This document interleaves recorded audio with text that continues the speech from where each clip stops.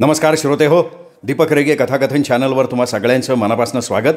श्रोते हो, तुम्ही ऐकताय लालासाहेब जाधव यांची परका ही कादंबरी आणि आज भाग 4. आमच्या गावातला आठवडे बाजार शनिवारी असायचा. घरासमोर रोडच्या कडेला बाजार भरायचा. आळीतल्या सगळ्या महिला बाजार करून आणायच्या, पण माझी आई बाजार आणायला जात नव्हती, कारण तिच्याकडे बाजार आणण्यासाठी पैसे नसायचे. एक दिवशी आमच्या कैकाडी आळीमधल्या मुलांनी खाण्यासाठी भेळ, लाडू असं काही आणलं होतं, पण त्यांनी मला काहीच दिलं नाही. मला वाईट वाटत होतं.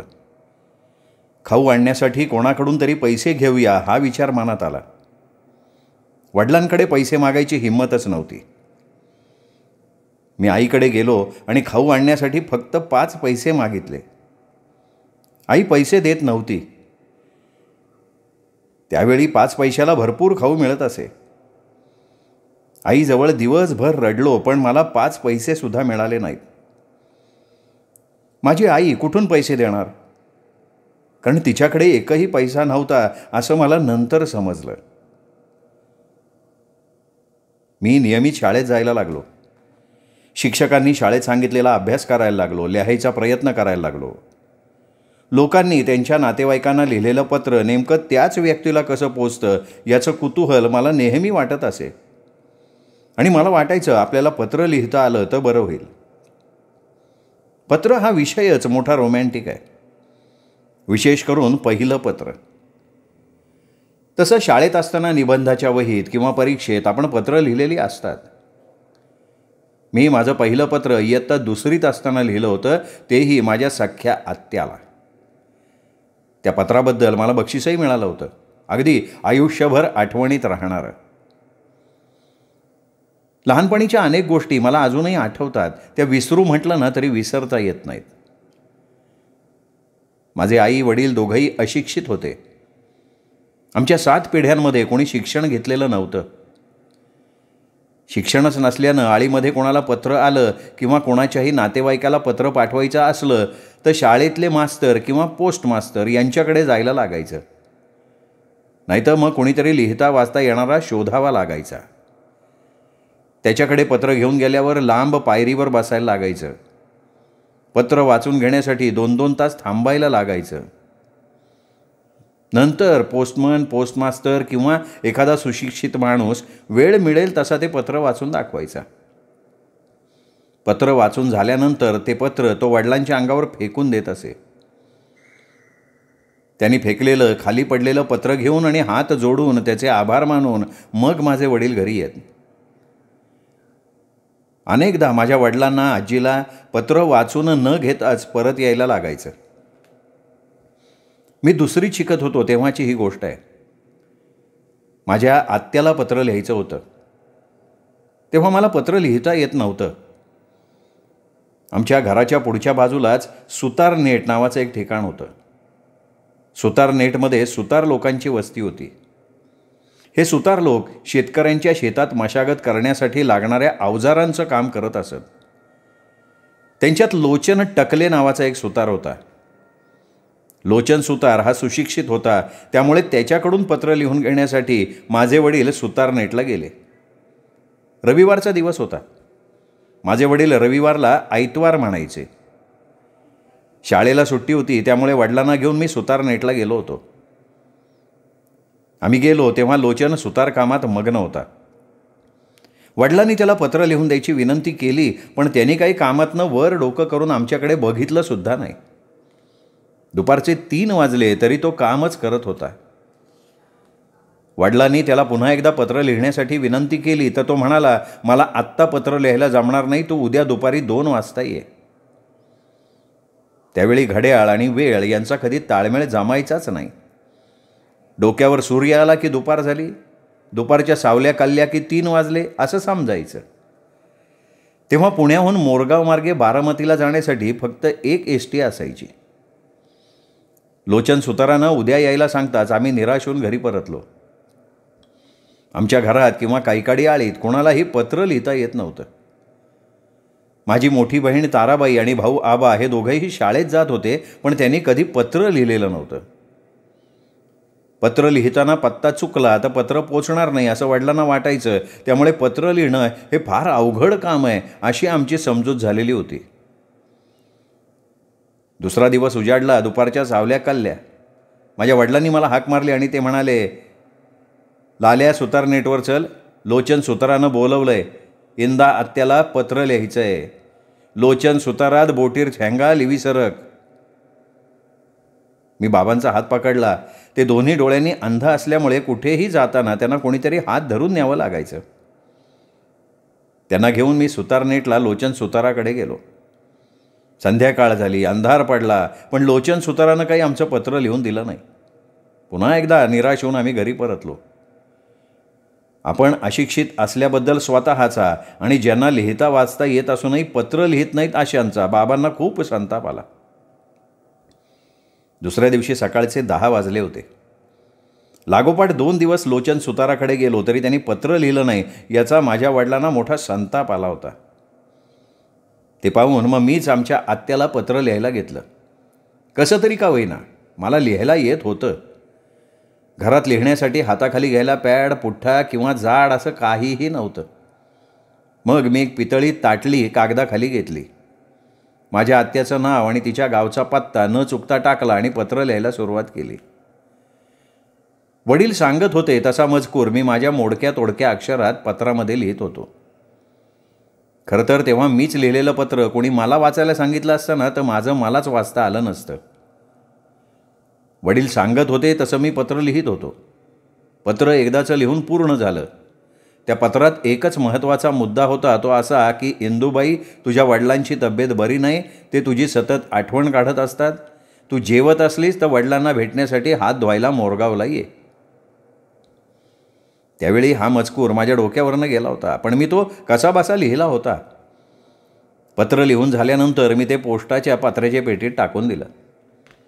मी पत्र टाकलं खरं, पण ते ज्या गावाला पाठवलं आहे त्या गावाला बरोबर पोचेल का नाही याबाबत माझ्याच मनात संशय होता. कारण त्यापूर्वी मी कधी पत्र लिहिलेलं नव्हतं. माझ्या मनात भीती असली तरी आपला पोरगा पत्र लिहिण्यासारखा झाला याचा माझ्या वडिलांना मात्र फार आनंद झाला होता. गावातल्या लोकांना ते माझं कौतुक सांगायला लागले. माझ्या आत्याला मी पत्र लिहून 10-12 दिवस होऊन गेले होते, मात्र अद्याप तिचं उत्तर आलेलं नव्हतं. एक दिवस मी दुपारच्या जेवणाच्या सुट्टीत शाळेतनं घरी आलो. वडिलांनी मला जवळ बोलवलं. रागारागानं मला बोलायला लागले ते.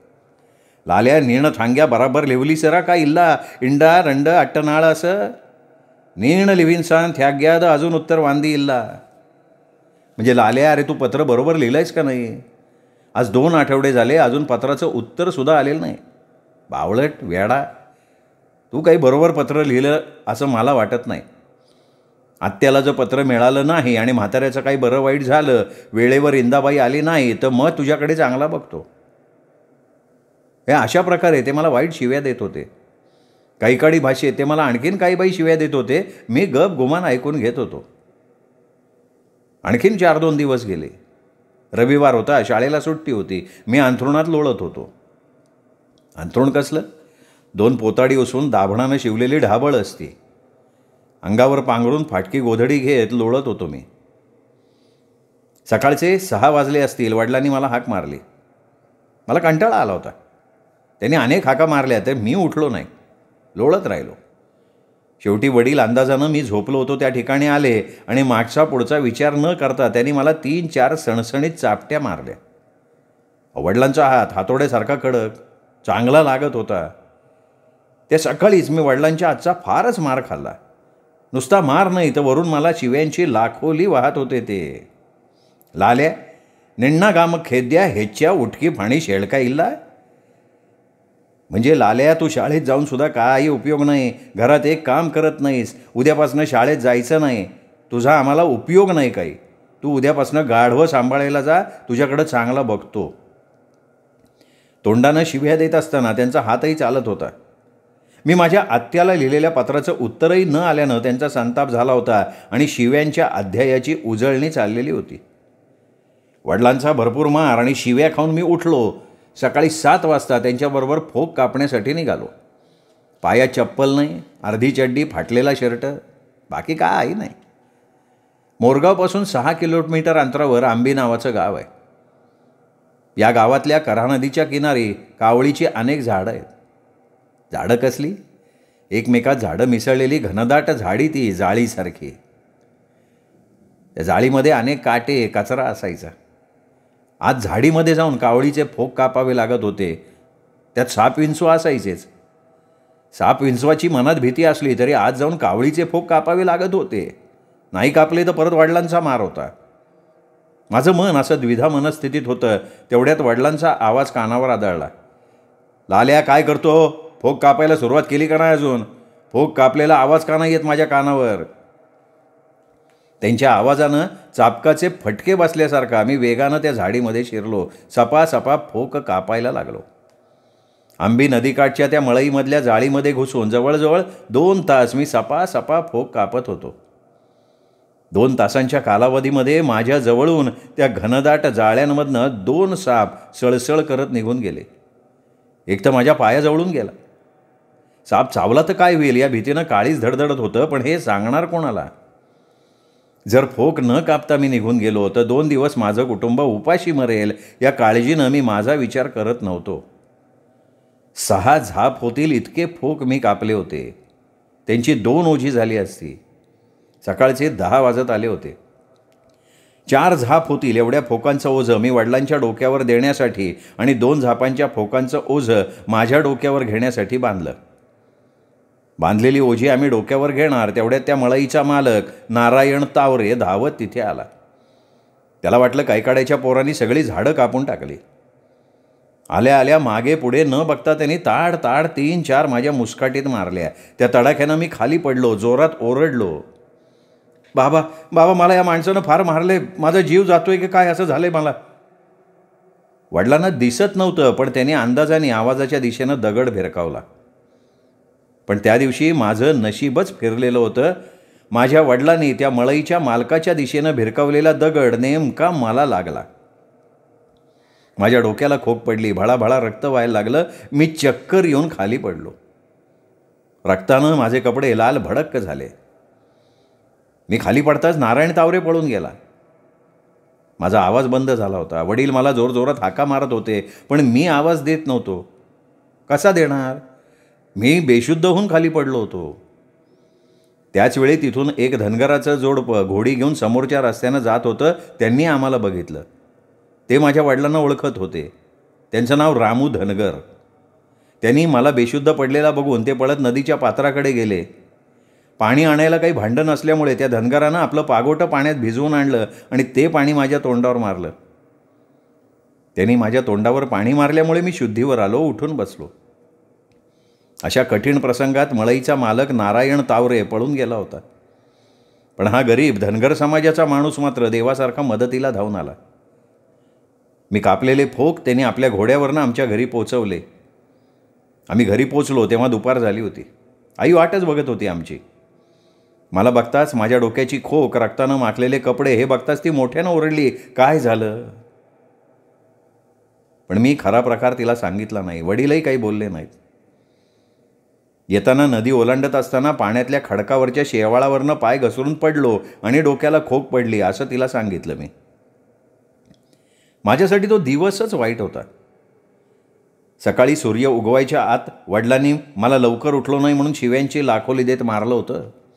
आंबीमधल्या मळईच्या मालकानं फोक कापले म्हणून अमानुष मारहाण केली होती आणि त्यातच वडिलांनी आपल्या मुलाला कोणीतरी मारतंय म्हणून त्याच्या दिशेनं मारलेला दगड नेमका माझ्या डोक्यात बसला. त्या दगडाच्या फटक्यानं डोकं फुटून मी बेशुद्ध होऊन खाली पडलो. मला फार दुःख झालं. देवानं मला या कैकाडी जातीमध्ये काय जन्माला घातलं याचा मी विचार करत होतो. झाल्या सगळ्या प्रकारानं वडिलांनाही वाईट वाटत होतं. त्यांनी मला जवळ बोलवलं आणि म्हणाले, लाल्या, तू दररोज शाळेत जा, चांगलं शिक्षण घे. या आपल्या कैकाडी समाजाचं कामच असं असते. अशा प्रकारे काम करायला जागोजागी मारच खावा लागतो. आपले हाल होतात. तू नेहमी शाळेत जा, अभ्यास कर, पास हो आणि चांगल्या ठिकाणी नोकरीला लाग बाबा. मीही विचार केला. कैकाड्याच्या पिढीच्या धंद्यामध्ये काहीच राम नाही.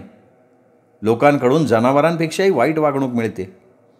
जर यात बदल करायचा असेल तर शिक्षणाशिवाय पर्याय नाही. वडिलांनी सांगितलेली ही गोष्ट मी पक्की ध्यानात ठेवली आणि दुसऱ्या दिवसापासून नव्या जिद्दीनं शाळेत जायला लागलो. इतर वेळेला जमेल तशी आईवडिलांना मदतही करायला लागलो. घरातली कामं करून नंतरच्या वेळा जास्तीत जास्त अभ्यास करायला लागलो. पण दिवस थांबतात थोडेच. मी माझ्या आत्याला लिहिलेलं पत्र पाठवून 15 दिवस होऊन गेले होते. इकडे माझे आजोबा फार आजारी पडले. वडील आजारी पडल्याचं पत्र पाठवूनही इंदूबाई इकडे आले नसल्यामुळे वडील काळजीत पडले होते. ते म्हणाले, आणखीन 2 दिवस वाट बघू, नाहीतर आत्याला निरोप देण्यासाठी गावातल्या गणपा कुचेकरला सायकलवर रणदुल्लाबादला पाठवू. गणपा कुचेकर म्हणजे आमच्या मोरगावातला मातंग समाजातला एक व्यक्ती. पूर्वी अशा प्रकारचे महत्त्वाचे आणि घाईचे निरोप सायकलवरून जाऊन संबंधित व्यक्तींना देण्याचं काम मातंग समाजातील किंवा हरिजन समाजातल्या व्यक्ती करत असत. त्याही दिवशी मी शाळेतून घरी येताना विचार करत होतो की आपण लिहिलेलं पत्र आत्याला पोचलेलंच नसावं. पत्रावर पत्ता तर मी बरोबर लिहिला होता, मग नेमकं काय चुकलं असा विचार करत मी घरात शिरलो. बघतो तर माझी आत्या घरी आली होती. माझ्या आजोबांबरोबर चांगल्या गप्पा मारत बसली होती. तिच्या 2 पोरींनाही तिने बरोबर आणलं होतं. त्या दोन्ही पोरी माझ्या आईच्या भोवती नाचत होत्या. हे सगळं दृश्य बघून मला मोठा आनंद झाला. मी घरात शिरताच वडिलांनी मला हाक मारून जवळ बोलवलं. माझ्या पाठीवरनं हात फिरवत मला म्हणाले, लाल्या, तू लिहिलेल्या पत्रामुळे इंदूबाई मोरगावला आली. मी लिहिलेलं पत्र आत्याला मिळालं हे ऐकून माझ्या मनातून खुशीची लहर दौडत गेली. वडिलांनी माझ्या आत्याला विचारलं, तुला पत्र कधी मिळालं? आत्या म्हणाली, पत्र मिळून 8 दिवस होऊन गेले, पण घरातली सगळी व्यवस्था करून यायची म्हणून मला उशीर झाला. आत्याने विचारलं की पत्र लिहिलं कोणी? फार चांगलं लिहिलं होतं. हे ऐकलं आणि माझी आई पुढे होत अभिमानानं म्हणाली, माझ्या लाल्यानं पत्र लिहिलं. आता पत्र लिहिण्यासाठी इतर कोणाचे पाय धरायची गरजच नाही. लोक 4 ओळीचं पत्र लिहिण्यासाठी 2-3 दिवस चक्रा मारायला लावतात. मी लिहिलेल्या पत्राचं अशा प्रकारे माझ्या वडिलांकडनं, आत्याकडनं आणि आईकडनं कौतुक झालं. त्यामुळे माझं मनोबल वाढत होतं. आपल्याला पत्र लिहिता येतं याचा मला अभिमान वाटायला लागला. आपल्या घरातच पत्र लिहिणारा तयार झाल्यामुळे माझे आई आणि वडील खुशीत होते. त्या दिवसापासून मी त्या आळीतला पत्र लिहिणारा मास्तरच बनलो. आपली मुलं शिकावीत ही माझ्या अंध वडिलांची इच्छा पूर्ण करण्याचा मी निश्चयच केला. माझ्या वडिलांच्या अशिक्षितपणाचा समाजानं आणि इतरांनी किती गैरफायदा घेतला हे मी नेहमी बघत होतो. कितीतरी ठिकाणी त्यांचा अपमान झाला होता. अशिक्षितपणा आणि गरिबीमुळे त्यांचं जीवन कष्टदायी झालं होतं. त्यामुळेच आपली मुलं शिकावीत हे त्यांची मनापासून इच्छा होती. मोरगावच्या मराठी शाळेत मी चांगलाच रुळलो होतो. नियमित अभ्यास करून शाळेतल्या शिक्षकांनी सांगितलेला घरचा अभ्यास दररोज करत होतो. त्यामुळे शिक्षकसुद्धा माझ्यावर चांगलं लक्ष देत होते. एक दिवशी मी संध्याकाळी शाळेतनं दप्तर घेऊन घरी आलो. नदीतून एक हंडा भरून पाणी आणलं. आमच्याकडे 2 गाढवं होती. गाढवांना संध्याकाळी खायला काही नव्हतं, तेव्हा आईने मला सांगितलं, कुठून तरी गवत किंवा बैलाची खाल्लेली गाढवांना खायला थोडी चिपाड्या मिळतात का ते बघ. मग सुतार नेटवर बैलांनी खाऊन उरलेली वैरण किंवा वैरणीचं चिपाड काही मिळतंय का हे बघण्यासाठी मी सुतार नेटवर गेलो. चिपाडा आणण्याचा उद्योग माझा नेहमीच चालायचा. सुतार नेटवर अनेक शेतकरी आपली शेतीची अवजारं दुरुस्त करून किंवा नवीन बसवून घेण्यासाठी येत असत. औत, तिफण सगळं सामान बैलगाडीतून आणलं जात असे. सुतार नेटला आल्यावर शेतकरी गाडीचे बैल सोडून त्यांना खायला वैरण घालत. बैलाला घातलेली चिपाडं नंतर तशीच पडून राहत. ती आम्ही आणली तरी कोणी काही बोलत नसे. त्या दिवशी मी अशी चिपाडं घेऊन घरी आलो. आमच्या गावातल्या कैकाडी आळीमध्ये शंकर, दिनकर आणि महादेव मानेंचं एक घर आणि आमचं जाधवांचं एक घर अशी कैकाडी समाजाची 2च घरं होती गावात. आमच्या मागच्या बाजूला पाटलांचा गोठा होता. त्या दिवशी नेमकं दिनकर माने यांच्या कोंबड्या पाटलांच्या गोठ्यात गेल्या. कैकाड्याच्या कोंबड्या आपल्या गोठ्यात बघून पाटलांना अतिशय राग आला. आपल्या भावकीतल्या 7-8 जणांना त्यांनी गोळा केलं आणि त्यांना घेऊन तो दिनकर मान्यांकडे आला. पाटील यांच्या टोळक्यानं आमच्या गोठ्यात तुमच्या कोंबड्या कशा येतात असं विचारत कैकाड्यांच्या घरातील दिसेल त्याला बेधडक मारायला सुरुवात केली.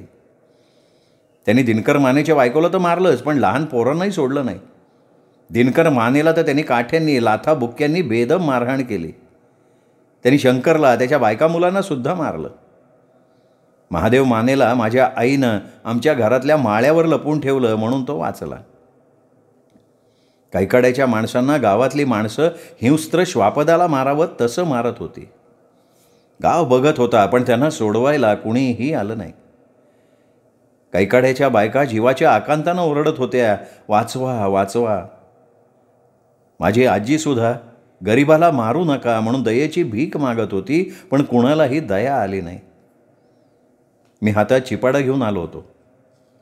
गावातली प्रतिष्ठित मराठी लोक आमच्या निरपराधी गरीब कैकाडी लोकांना मारत असल्याचं दृश्य तसाच सुन्न होऊन बघत होतो. ते दृश्य बघून अगदी निर्दयी माणसाच्या काळजालाही पाझर फुटला असता, पण त्या गावातल्या लोकांना काहीही वाटलं नाही. त्यांना सहिष्णुता शिकवणाऱ्या देवांनी दलितांना, अस्पृश्यांना, विमुक्त आणि भटक्यांना असंच मारायचं असतं हेच जणू शिकवलेलं होतं. मार खाऊन खाऊन दिनकरची सहन करण्याची क्षमता संपली होती. रक्तानं माखलेली त्याची बायको, त्याची ती अवस्था असहाय्यपणे मराठ्यांचा तो शिकारी बाणा बघत होती. हात जोडून माझ्या नवऱ्याला मारू नका म्हणून पदर पसरून दयेची भीक मागत होती, पण त्या निर्दयी माणसांना दया येत नव्हती. अखेर दिनकरची हालचाल पूर्णपणे बंद पडली तेव्हा गावातली पाटील आणि त्यांची तालेवार मंडळी त्याला तसाच टाकून निघून गेली. दिनकर माने मेला असं त्यांनी गृहीत धरलं होतं. दिनकर बेशुद्ध होता. त्याचं अंग गरम लागत होतं. दवाखान्यात नेण्यासाठी पैसे नव्हते, त्यामुळे त्याला तशाच अवस्थेत घरात ठेवलं होतं. 2 दिवसांनी त्याला शुद्ध आली. त्याने डोळे उघडले. कैकाडी समाजातल्या कुटुंबांमध्ये नेहमीच 18-20 दारिद्र्य असायचं. गावात पोट भरत नसल्यास प्रत्येक कुटुंब आपापली बिराडं घेऊन पोटाच्या उदरनिर्वाहासाठी जिथे पोट भरण्यासारखी गावं असतील, ज्या गावात चांगलं पीक पाणी असेल, कैकाड्यांच्या पाट्या टोपल्या खपतील, अशा गावात मुक्काम करून आपल्या मुलाबाळांचा सांभाळ करत असत. त्यांच्या मुलांना लहानाचं मोठं करत होते ते अशा प्रकारे. आमच्या गावातसुद्धा दुष्काळाची झळ पोचली होती. गावातली सगळी कुटुंब पोट भरण्यासाठी वेगवेगळ्या गावी गेली होती. माझे आईवडीलसुद्धा पोट भरण्यासाठी गाव सोडून गेले होते. माझं शिक्षण सुरू होतं. माझ्या आईवडिलांनी मला सांगितलं की तुझी शाळा बुडेल म्हणून तू आमच्याबरोबर येऊ नकोस, म्हणून मी शाळा शिकण्यासाठी गावीच राहिलो. या कालावधीत मला एक फार विचित्र अनुभव आला, पोलिसांचा अनुभव. त्यापूर्वी माझा पोलिसांशी कधीही संबंध आलेला नव्हता. पोलिसांना मी फक्त दुरून बघितलं होतं, त्यांच्याशी कधी 2 शब्दही बोललेलो नव्हतो. मात्र पोलिसांबद्दल माझ्या मनात थोडीशी भीती होती. मी शाळेसाठी गावात एकटा राहत असतानाची गोष्ट. पोलिसांचा आणि आमच्या समाजाचा संबंध तर साधाचा. कैकाडी समाज म्हणजे पोलीस खात्याचं हक्काचं गिऱ्हाईक. कुठेही काहीही गुन्हा झाला की संशयाची पहिली सुरी फिरायची ती कैकाडी जमातीकडे. मला स्वतःला पोलिसांचा एक छोटासा का होईना एक अनुभव होता. मी शाळेत असताना परीक्षेसाठी मोरगावला काही दिवस एकटा राहत होतो. तेव्हाचा मला चांगलं आठवतं. ते 1972चं वर्ष होतं. त्या वर्षी भीषण दुष्काळ पडला होता. दुष्काळामुळे माझे आईवडीलच काय, मी सोडून गावातली सगळीच कैकाडी कुटुंब पोट भरण्यासाठी गाव सोडून गेली. मी शाळेसाठी गावात राहिलो. कधी अर्धपोटी, कधी उपाशी राहून कसे बसे दिवस काढत होतो, पण जिद्दीनं अभ्यास करत होतो. माझे आईवडील आणि भावंड पोट भरण्यासाठी दौंड तालुक्यातल्या पारगावला गेले होते. त्या भागात भीमा नदीला मुबलक पाणी असल्यामुळे लिफ्ट इरिगेशनद्वारे पिकं पिकत होती. माझे आईवडील तयार करत असलेल्या टोपल्या, पाट्या, झाप हे सगळं पारगाव, नागरगाव, न्हावरे, आंबळे अशा जवळपासच्या ग्रामीण भागात विकले जात होते. त्या बदल्यात त्यांना शेतकऱ्यांकडनं धान्य मिळत होतं. मी शिक्षणासाठी मोरगावला एकटा राहत असल्यानं माझी खाण्यापिण्याची तारांबळ होत होती. कसाबसा अर्धपोटी दिवस काढत होतो. त्यासाठी दुष्काळी कामं करत होतो. काही दिवस सकाळी 8 ते 9:30 वाजेपर्यंत आणि सुट्टीच्या दिवशी पूर्ण दिवसभर वीट भट्टीवर किसन कुंभाराकडे राबत होतो आणि शाळेत जाऊन अभ्यास करत होतो. एक दिवशी माझ्यावर फार विचित्र प्रसंग उद्भवला. संध्याकाळच्या वेळी मी घरात अभ्यास करत बसलो होतो. तेवढ्यात गावच्या पोलीस पाटलांकडनं मला निरोप आला की लाल्या, तुला सकाळी 11 वाजता चौकशीसाठी चावडीमध्ये बोलवलं आहे. तुला फौजदारांच्या पुढे साक्ष द्यायची, तरी तू 11 वाजता चावडीवर हजर राहा. हे ऐकताच मी भांबावलो, मनातनं घाबरलोय. हा सगळा काय प्रकार आहे, कसली चौकशी, याची मला काही कल्पनाच नव्हती. हे काय प्रकरण असेल आणि यात माझा संबंध काय, या विचारानं मला रात्री नीट झोपही लागली नाही. पोलीस पाटलाचा आणि माझा यापूर्वी कधी संबंधही आलेला नव्हता. मी त्यांच्याबरोबर कधी 2 शब्दही बोललेलो नव्हतो. फौजदाराला तर मी काळा आहे का गोरा आहे हे सुद्धा पाहिलं नव्हतं. त्या काळी फौजदार म्हणजे मोठं प्रस्थ असायचं. त्याच्या आधिपत्याखाली 20-25 गावं असायची. त्या गावातला कायदा सुव्यवस्था बघण्याचं काम फौजदार करायचा. पोलीस पाटलांनी निरोप दिल्याप्रमाणे दुसऱ्या दिवशी मी सकाळी गावातल्या चावडीवर गेलो. त्या काळात पोलीस पाटलाचा मोठा दरारा असायचा. गावात नुसता पोलीस शिपाई किंवा पोलीस पाटलाचा माणूस आला तरी गावात काहीतरी विपरीत घडलंय अशा कल्पनेनं संपूर्ण गाव आश्चर्यचकित आणि भयभीत होऊन जायचा. मग फौजदार येणारे म्हटल्यावर विचारायलाच नको. फौजदार आल्यावर मी भीत फौजदाराच्या समोर जाऊन उभा राहिलो.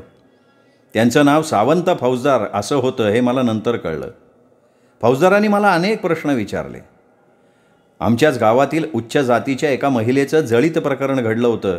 त्या महिलेचा मृत्यू झाला होता आणि तिच्या मृतदेहाचा पंचनामा न करता परस्पर विल्हेवाट लावण्यात आलेली होती आणि त्यासाठी आमच्या समाजातल्या एका व्यक्तीनं बांबू दिल्याचं ते प्रकरण होतं. एका प्रेताची विल्हेवाट लावण्यासाठी बांबू देण्यात आले होते आणि ते बांबू पुरवले कोणी ह्याची चौकशी चालली होती. त्याबाबत तुला काय माहिती आहे असं फौजदारांनी मला विचारलं. मी त्यांना नम्रपणे सांगितलं, साहेब मी सकाळी 10 वाजता शाळेत जातो आणि संध्याकाळी 6 वाजता घरी परत येतो. त्यामुळे बांबू कुणी दिले हे मला माहिती नाही. माझ्या वडिलांकडे किंवा काकांकडे बांबू नव्हते. त्यामुळे कैकाडी आळीतनं कोणी बांबू दिले हे मला माहीत नाही. तुझे कैकाडी आळीतले लोक कोणत्या गावाला गेलेत? आणखीन एक प्रश्न फौजदारांनी मला विचारला. त्यावर मी सांगितलं, माझे वडील आणि चुलत्याची बेराडं पारगाव, न्हावरे, आंबळे, नागरगाव, काष्टी, श्रीगोंदा, तांदळी या परिसरात आहेत. इतर बिऱ्हाडं नारायणगाव, जुन्नर, मंचर, घोडेगाव या परिसरात आहेत. यापेक्षा मला जास्त नाही माहिती. माझं उत्तर ऐकून त्यांच्यापैकी एक पोलीस दमदाटी करत मला म्हणाला, अरे पोरा, तुझ्या जातीची बिऱ्हाडं नक्की कोणत्या गावात आहे हा मला गपचूप सांगून टाक, नाहीतर आम्ही तुलाच अटक करतो आणि आत टाकून देतो. मग तुला सोडवायला कोणी येणार नाही. मी समोर बसलेल्या फौजदार सावंतांकडे बघत शांतपणे म्हणालो, साहेब आमची कैकाडी जात ही भटकी जात आहे. आज एका गावाला तर उद्या दुसऱ्या गावाला अशी आमची अवस्था. जिथे पोट भरेल तिथे थोडे दिवस थांबायचं आणि मग पुढच्या गावाला जायचं अशी आमची अवस्था. त्यामुळे कोण नेमकं कुठल्या गावाला आहे हे कसं सांगता येईल? प्रत्यक्ष त्या गावी जाऊन तुम्ही परिस्थिती बघू शकता. मी दिलेलं हे उत्तर ऐकताच काकोण जाणे फौजदारांबरोबर असलेल्या 3 शिपायांपैकी एक जण पुढे आला आणि त्यांनी मागे पुढे न बघता चवताळून फाडकन माझ्या कानशिलात लावले. माझ्यासाठी हे अगदी अनपेक्षित होतं. काय झालं हे मला समजलंच नाही. माझ्या डोळ्यांसमोर अंधारी आली आणि मी खाली कोसळलो. आमच्या गावचे पोलीस पाटील विष्णू ढोले माझ्या मदतीला धावून आले. त्यांनी मला उठवलं आणि हाताला धरून बाजूला नेऊन बसवलं. मी पोलिसांना सगळं काही खरं सांगितलं होतं तरीसुद्धा मला पोलिसांनी मारलं होतं. मला फार वाईट वाटलं. नंतर कसा बसा आम्ही घरी आलो. मनात विचार येत होते की बस आता शाळा वेळा पुरे झाली, शाळा नकोच. आपणही आईवडिलांबरोबर पोट भरण्यासाठी त्यांच्या बेराडाबरोबर जायचं. शाळा सोडूनच द्यायची, बास झालं आता शिकणं. पोलिसांच्याबद्दल माझ्या मनात एक वेगळीच भावना निर्माण होत होती. श्रोते हो, हा होता परका या लालासाहेब जाधव यांच्या कादंबरीचा 4था भाग, 5वा भाग उद्या. तोपर्यंत नमस्कार मित्र.